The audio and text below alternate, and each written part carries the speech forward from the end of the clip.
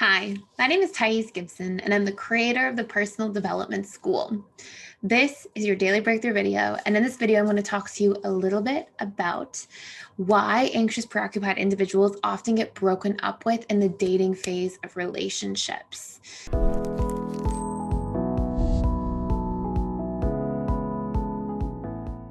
So I want to address a couple things really quick. First, just because I see so many questions about this, I changed the intro from co-owner and co-creator, whatever it is, to just creator of the personal development school, because my business partner and I for the school agreed that it just sounded wordy and funny. So nothing happened, nothing changed, everything's the same. So I thought I would just share that with you guys for anybody who is curious or wondering. And secondly, the reason I'm doing this YouTube video topic is because this was sort of inspired by a conversation I had with somebody this week who is anxious, preoccupied, and who had just joined our school. And they said, I find myself always getting broken up with in the first 2 months of dating. And why does this always happen to me? And I was like, this is a story I hear all the time from anxious, preoccupied individuals. So I'm going to touch on some really key points. And I shared them with this individual who was talking about this. And she felt like such a tremendous sense of relief that like, oh, there's a reason this happens. Okay, there's stuff that's going on that's solvable, that makes sense. And so I thought I would put it in a video and share it with anybody who is anxious, preoccupied, if you ever find yourself in this position, because so many anxious, preoccupied individuals get themselves into this sort of position when they're like amazing people. They have so much going for them. They really want love and they're really good with connecting, with other individuals and all these different things. And there seems to be these sort of hidden patterns. So we're going to really talk about them in this video. And before I dive in, we are doing a really cool thing.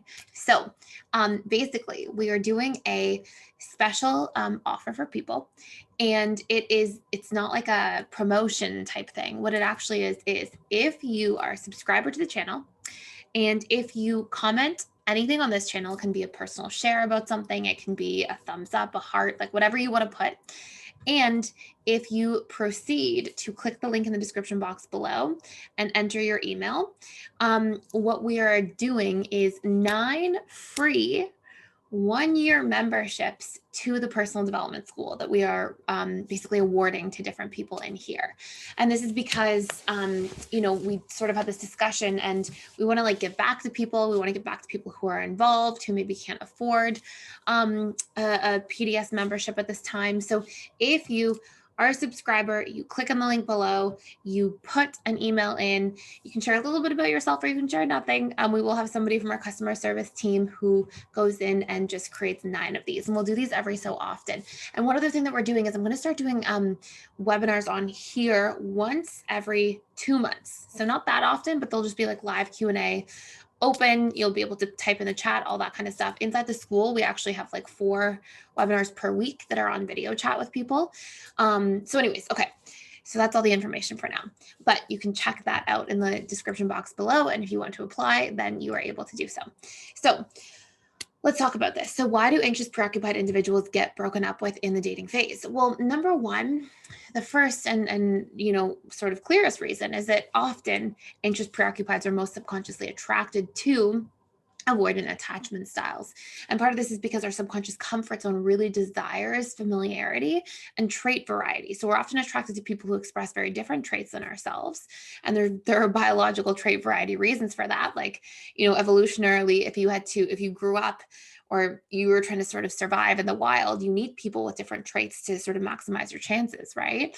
So you've got that component, and you've got the component that we all crave and desire a subconscious comfort zone, which is, if I'm in a dismissive relationship to self because I'm constantly avoiding my own feelings and needs and I'm so focused on everybody else and getting the approval and connection from everybody outside of me, well, then I'm also interested in people who are dismissive towards me, not consciously, but subconsciously. So those 2 reasons are 2 out of 3 important factors for the create attraction, which I talk a lot about on this channel, and you probably have seen in other videos. And in those dynamics, you're often attracted to people who may not want to be in a romantic, long-term committed relationship. And that can be a big part of the reason that these sort of cycles seem to continue. And the second major reason, but I want to talk about a whole bunch of underlying components for this, is that anxious, preoccupied individuals move too quickly. Now, That's like a high level reason, but there's lots in that that really has a major impact on our relationship dynamics. So, first of all, you want to understand that the dating phase is sort of the vetting phase and it exists for a reason. It is literally there for us to get to know somebody in a relationship, to see if they're a good match and fit for us, to see if their patterns line up with our needs and vice versa. Like, there are reasons that that is supposed to be there. And we naturally are designed to like assess somebody in that phase of a relationship. Is this somebody I want to spend my time with? Is this somebody I want to feel connected to? All those sorts of things. Now, if you're in a position in a relationship where you go into the dating phase as an anxious, preoccupied person, and you're so busy like trying to people please and get their approval and win them over, that you're not having your own boundaries, you're not having your own, yeses and nos towards things, sometimes that can come off as if like there isn't a full person there to connect with completely. And at a subconscious level, that can sort of push people away. It's very important to let people take the time to get to know you. And if you're out of relationship to yourself because you're too focused on relationships outside of you, and a lot of anxious preoccupied basically derive their sense of self and identity from the outside in. It's like they're getting to know themselves through other people, or they fill their bucket for self-esteem through other people, through what other people think of them, if other people approve of them. And if you're out of relationship to yourself, where you're able to meet some of your own needs and fill up your own cup for self-esteem and self-encouragement and self-validation, then you will lean too heavily on others early on and accidentally put too much responsibility on them, which partially pushes them away. And people often become afraid if they have to give up on the relationship to themselves and other areas of their lives too early. This idea where we have to like obliterate part of our sense of self is not attractive to every single other attachment style. Okay. So, fearful avoidants may have a subconscious comfort zone within it, but they're terrified of that at the same time. They're terrified of losing their sense of self.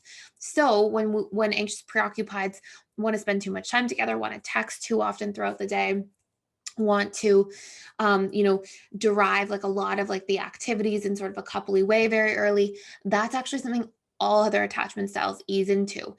Securely attached people ease into that a little bit. They kind of like learn and vet and sort of find their footing with another person.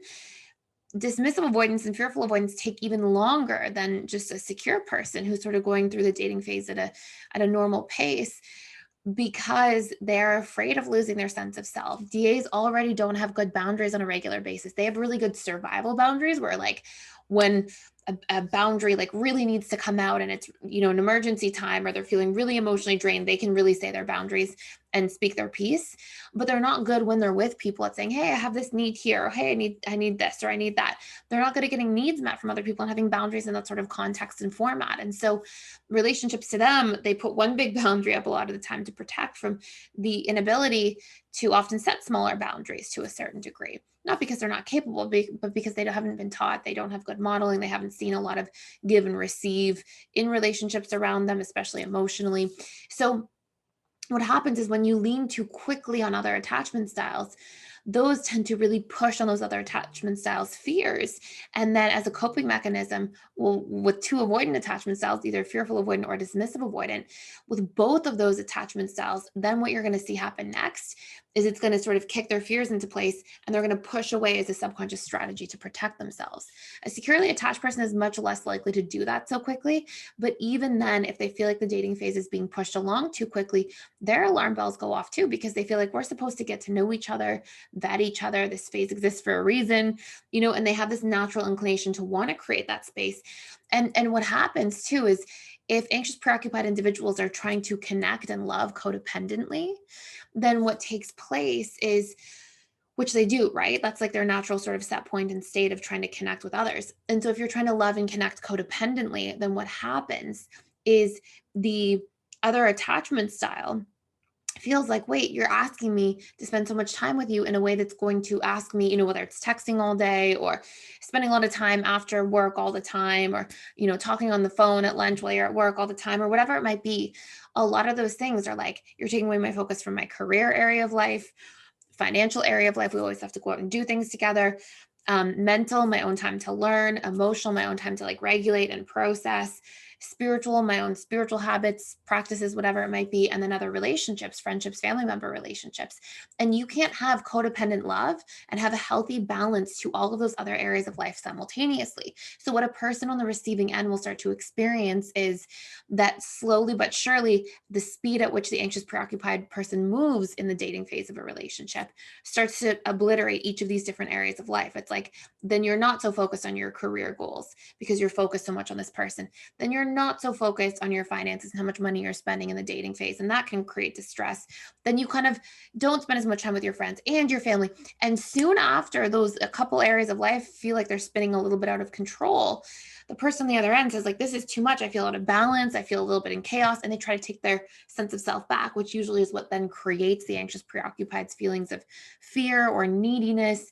And then the person draws in closer. And then the person on the receiving end of that, of the AP drawing in closer, goes, whoa, I need even more space. I need even more space. And this can be what creates sort of that breakdown or breaking point in a relationship earlier on. So hopefully that all makes sense. Basically, in summary, you're either, as an AP, attracted to avoided people the vast majority of the time, who are less likely to want to make commitments to move from the dating to honeymoon phase, or you are in a position where you're essentially subconsciously pressuring somebody else to love codependently in a way that gives up their sense of self and their sense of autonomy and independence and healthy relationships and balance to other areas of life, which can then cause people to come into fear, want to push away to regain control. And the more that space to also have a sense of self and a relationship to somebody else to function from a healthy, interdependent sort of balance, when that feels threatened, it scares the other person more, and they may sort of cut ties very quickly as a strategy to sort of protect relationship to self if they feel that there's too strong of an imbalance too early on. So hopefully that all makes a lot of sense. If you have any other questions about this, let me know in the comments below. Don't forget to click the link if you want to join for the giveaway that we're doing, and to submit your email to that email address, and then to also leave a comment and to click the like button and to be a subscriber for this channel. Thank you for watching. Hope you have an amazing day, and I will see you in the next video.